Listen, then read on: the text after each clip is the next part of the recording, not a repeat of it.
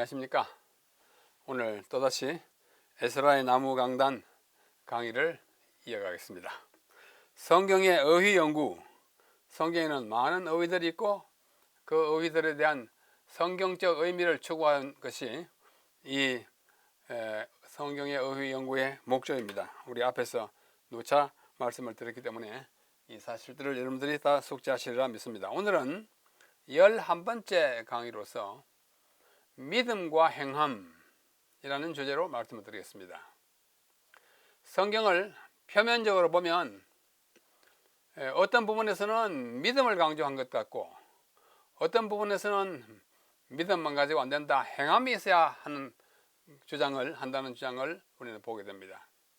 같은 신약 성경 안에 바울이 하신 말씀과 야고보가 하신 말씀이 좀 상충되는 듯한 그런 어감이 있기 때문에 오늘 우리는 그것을 좀 자세히 살펴보고자 합니다. 제목은 믿음과 행함, 바울의 믿음과 야고보의 믿음. 바울이 말하는 믿음과 야고보가 말하는 믿음이 왜 그렇게 서로 상충되는지, 그렇게 보이는지를 살펴보는 것입니다.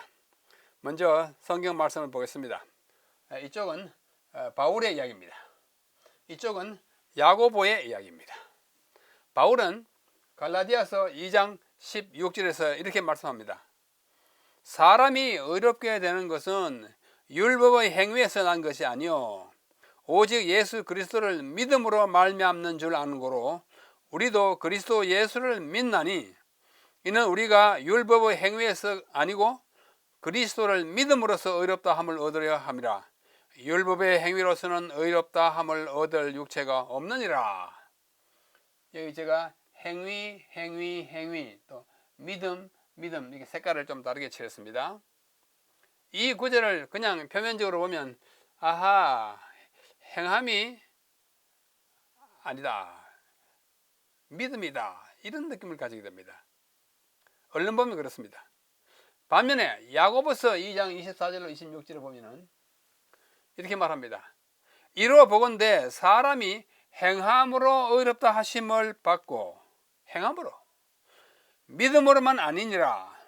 또 이와 같이 기생 라합이 사자를 접대하여 다른 길로 나가게 할 때에 행함으로 의롭다 하심을 받은 것이 아니냐. 영혼 없는 몸이 죽은 것 같이 행함이 없는 믿음은 죽은 것이니라. 굉장히 행함을 많이 강조하고 있습니다. 서로 상충되는 듯이 보입니다. 또 보십시다. 로마서 3장 27절 28절에서 바울은 이렇게 말합니다. 그런즉 자랑할 때가 어디뇨? 있을 수가 없느니라. 무슨 법으로냐? 행위로냐? 아니라. 행위가 아니라 합니다. 오직 믿음의 법으로니라. 그러므로 사람이 어렵다 하심을 얻는 것은 율법의 행위에 있지 않고 믿음으로 되는 줄 우리가 인정하더라. 율법의 행위에 있지 않고 믿음으로 되는 줄 아노라. 요 사이에 마르틴 루터는 독일어로 성경을 번역하면서 요 사이에다가 알라인이라는 말을, 본문에 없는 말을 집어넣었습니다. 알라인이라는 말이 우리말로는 오직이래요. 다시 읽으면 사람이 어렵다 하심을 얻는 것은 율법의 행위에 있지 않고 오직 믿음으로 되는 줄 우리가 인정하노라. 원문에는 오직이 없어요. 그냥 믿음으로 된다 하는데 오직 이렇게 번역한 그 배경을 우리는 이해할 수 있습니다. 왜냐하면 마르틴 루터야말로 그 당시에 교회가 거의 강요하다시피 하는 행함으로 말미암는 의가 아니라는 것을 강조하기 위해서 믿음 앞에다 오직을 더 넣었어요. 그러나 아무리 강조하고 싶은 것이 있다 할지라도 성경 본문에다가 없는 말을 넣는 것은 잘한 일은 아닙니다. 하여튼 우리가 마르틴 루터가 없다 하더라도 행위에 있지 않고 믿음으로 있다 하는 것을 강조하는 바울의 그 사상만큼은 우리가 쉽게 이해할 수 있습니다. 반면에 야고보는 2장 14절로 16절에서 또 이렇게 말합니다. 형제들아, 만일 사람이 믿음이 있느라 하고 행함이 없으면 무슨 이익이 있으리요? 행함이 없으면 믿음이 소용이 없다. 그죠? 그 믿음이 능히 자기를 구원하겠느냐? 이게 수사학적 질문이에요. 수건할 수 없다 이 말이에요. 만일 형제나 자매가 헐벗고 일어날 양식이 없는데 너희 중에 누구든지 그에게 이르되 평안히 가라, 더웁게 하라, 배부르게 하라 하며 그 몸에 쓸 것을 주지 아니하면, 쓸 것을 주는 것은 행위죠. 무슨 이익이 있으리요? 행위를 대단히 강조합니다. 말로 그렇게 소위 입술 봉사, 립 서비스를 아무리 해도 소용없다 이거예요. 야고보는 매우 실제적인 종교를 강조하고 있습니다. 자, 여기 하나만 더 보겠습니다. 또 갈라디아는 바울의 이야기예요. 너희에게 성령을 주시고 너희 가운데 능력을 행하시는 이의 일이 율법의 행위에서냐 듣고 믿음에서냐? 아브라함이 하나님을 믿음에 그것을 그에게 의로 정하셨다 함과 같으니라. 또 믿음을 굉장히 강조합니다. 행위로서냐? 아니다. 또 같은 갈라디아서 5장 6절에는 그리스도 예수 안에서는 할례나 무할례가 효력이 없되 사랑으로서 역사하는 믿음뿐이니라. 여기서는 믿음을 강조하긴 하는데 믿음 앞에 믿음을 꾸미는 수식어가 붙어 있어요. 무슨 믿음이에요? 역사하는 믿음. 뭐로?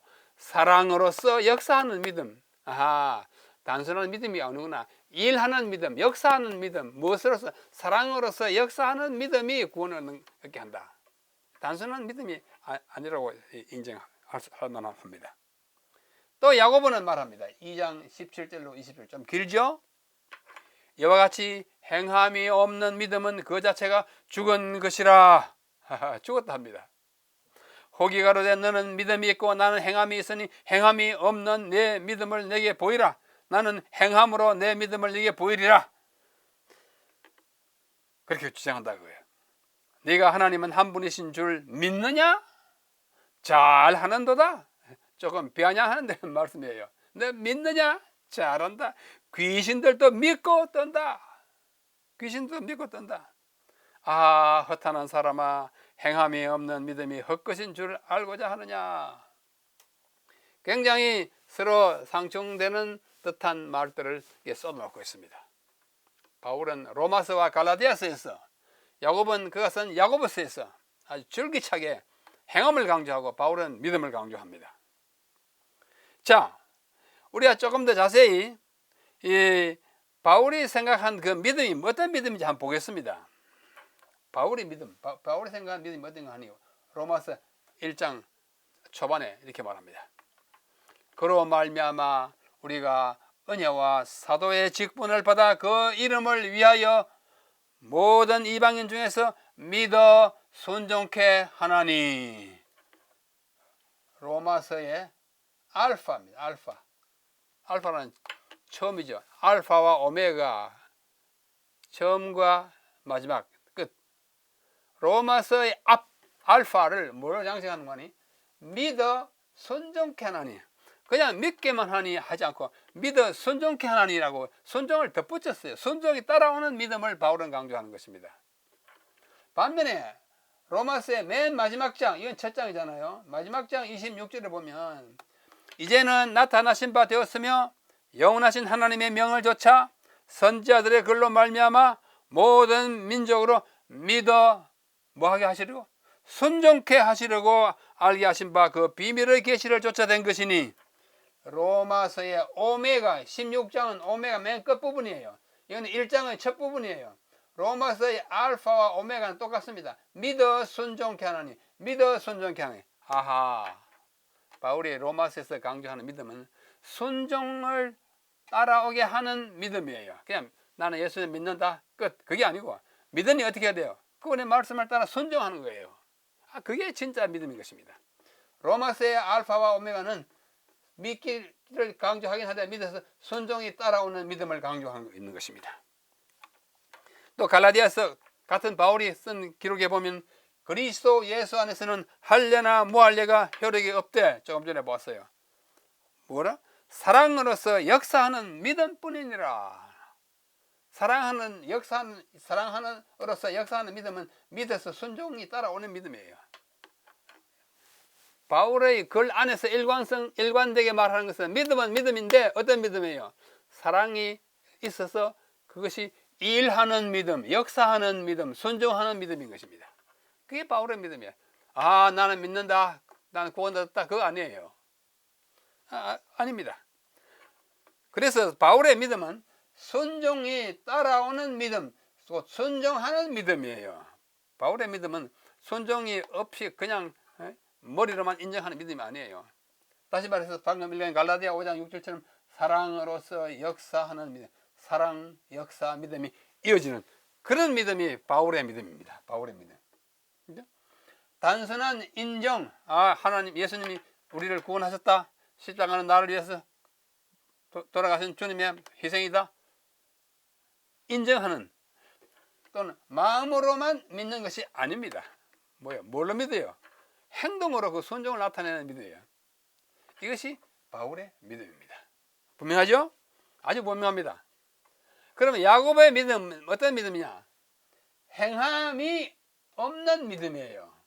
순종이나 행동이 따르지 않는 믿음. 너 하나님 잘 믿냐? 좋다.